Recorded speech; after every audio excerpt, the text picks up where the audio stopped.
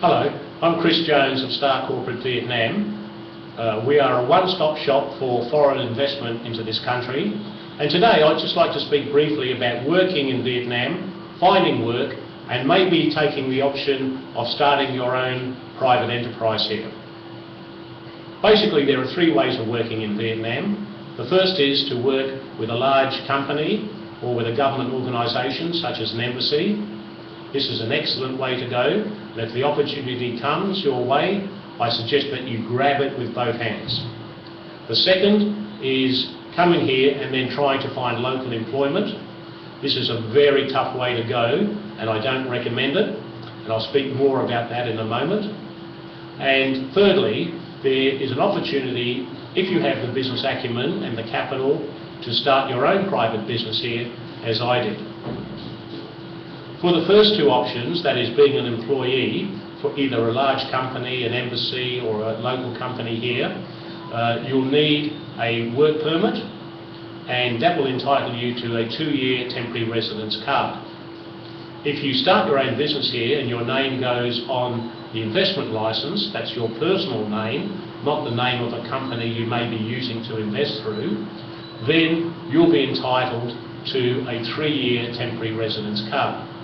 Of course, Star Corporate being a one-stop shop, we can arrange all employment contracts and all temporary residence cards, etc., etc. So let's look at the first option, working for a big company or an embassy. As I said, this is the best way to go.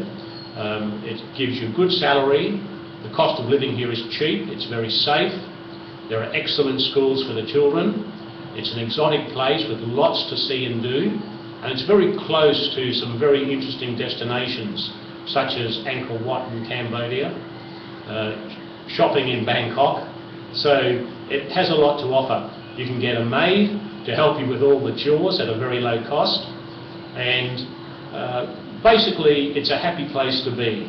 So if you can get the opportunity to come here under a contract like that, then you should do so.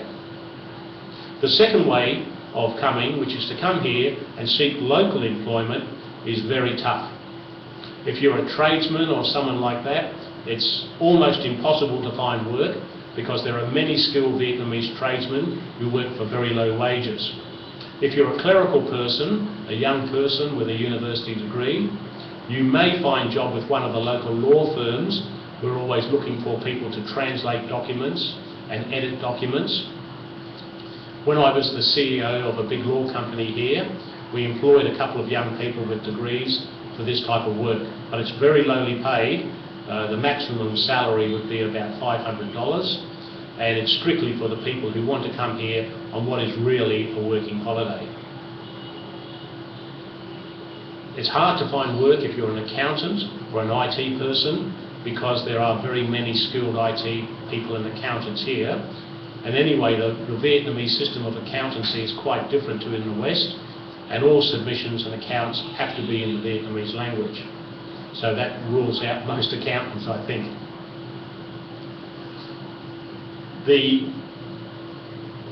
Probably the best option for people to work here would be to come as qualified teachers and get a job in the international schools.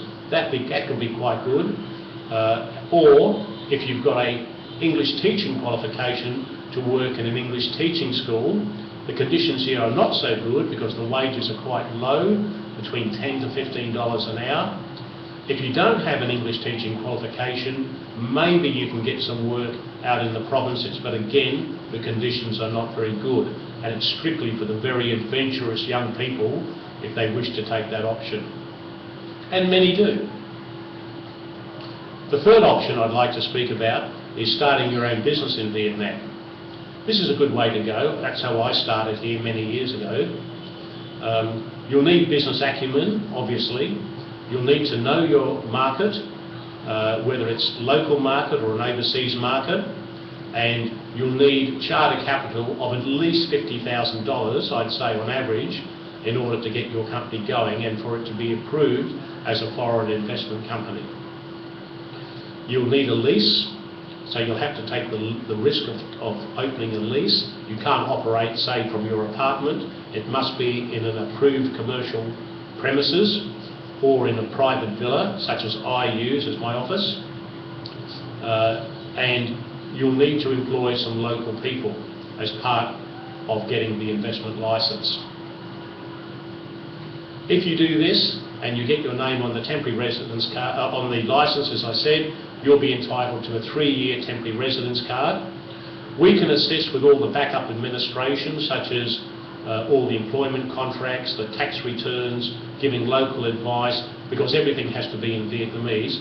And we provide this service to many of our small level investors, and it's very cost effective and efficient, and most always avail themselves of this opportunity. So thank you for listening, and if you have any further questions, please feel free to contact me and I'll be happy to answer your queries. Thank you.